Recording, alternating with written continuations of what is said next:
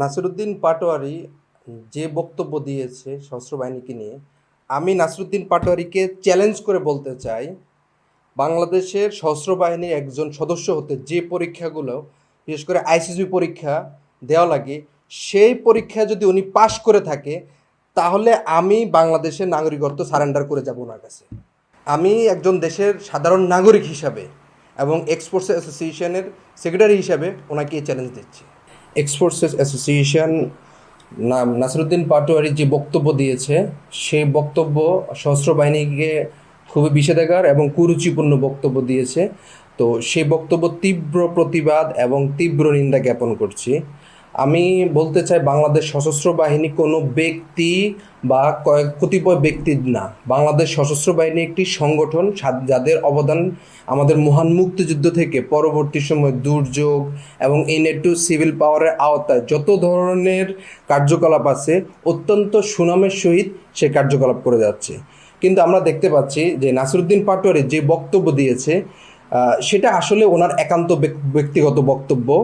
But সে যেহেতু একটি দলকে রিপ্রেজেন্ট করে, তো সে জায়গা থেকে আমি বলবো, এনসিপির যে 4 জন নেতা কক্সবাজারে গিয়েছে, সেই এবং যে বিতর্ক সৃষ্টি হয়েছে, সেটা কি পুরো এনসিপি দায়ভার বহন করে কিনা, এবং সেটা পুরো এনসিপিকে রিপ্রেজেন্ট করে কিনা, ইনক্লুডিং নাহিদ এবং বাকি যারা আছে, সেটা করে না। তার পরবর্তীতে উনি একটা কথা বলেছে যে হলো সশস্ত্র বাহিনীর সদস্যদের মধ্যে ঘিলু নাই। তো এই কথা জায়গা থেকে হলো আমি বলতে চাই যে এনসিপির নেতা নাসিরুদ্দিন যে কথাটা বলেছে, উনি সশস্ত্র বাহিনীর কী ধরনের পরীক্ষা নিয়েছে যে গিলু টেস্ট করার জন্য, সেটা ওনাকে বলতে চাই। তো সে প্রশ্নটা উনি হয়তো বা ক্লিয়ার করবে। আর আমি সর্বোপরি একটা কথাই বলি যে বাংলাদেশ সশস্ত্র বাহিনী এর মধ্যে 2-1 জন খারাপ ব্যক্তি থাকতেই পারে।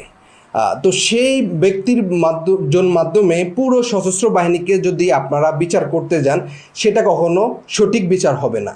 তো যেমন আমাদের বাংলাদেশ সশস্ত্র বাহিনী পার্বত্য চট্টগ্রাম থেকে শুরু করে বাংলাদেশের সার্বভৌম রক্ষা থেকে শুরু করে বাংলাদেশের আইনশৃঙ্খলা বাহিনী বর্তমানে সুশৃঙ্খল বাহিনী রক্ষা করার জন্য এবং আইনশৃঙ্খলা বজায় রাখার জন্য যে ধরনের কার্যকলাপ নিচ্ছে, সেটা অত্যন্ত প্রশংসনীয়। এটি আসলে বাংলাদেশ সেনাবাহিনীকে এবং জনগণকে মুখোমুখি করার জন্য নাসিরুদ্দিন পাটোয়ারির বক্তব্য। তো সেই জায়গা থেকে আমরা বলতে চাই যে বাংলাদেশ সেনাবাহিনী শুধু একজন ব্যক্তিকে রিপ্রেজেন্ট করে না, বাংলাদেশ সেনাবাহিনী একটি সংগঠন এবং বাংলাদেশ সেনাবাহিনী একটি সুশৃঙ্খল সংগঠন। সেই সংগঠনেরকে নিয়ে কথা বলার ওনার সেই আইকিউ বা সেই যোগ্যতা এখনও হয় নাই। আমি নাসিরুদ্দিন পাটোয়ারিকে বলবো, উনি কয়টা অস্ত্রের নাম জানে, যে অস্ত্র নিয়ে কথা বলছে, উনি কয়টা অস্ত্র জানে, সেই অস্ত্র নিয়ে উনি কথা বলুক। বাংলাদেশের সশস্ত্র বাহিনী সদস্যদেরকে যারা অফিসার হয়, ওনাদেরকে আইসিসবি টেস্ট হয়, যারা সোলজার থাকে তাদেরকে বিভিন্ন টেস্টের মাধ্যমে আসতে হয়। নাসিরুদ্দিন পাটোয়ারি এনসিপিতে জয়েন করছে, উনি কোন টেস্টের মাধ্যমে, ওনার গিলো টেস্ট করা হয়েছে কিনা, সেই প্রশ্নটা এনসিপি ক্লিয়ার করবে।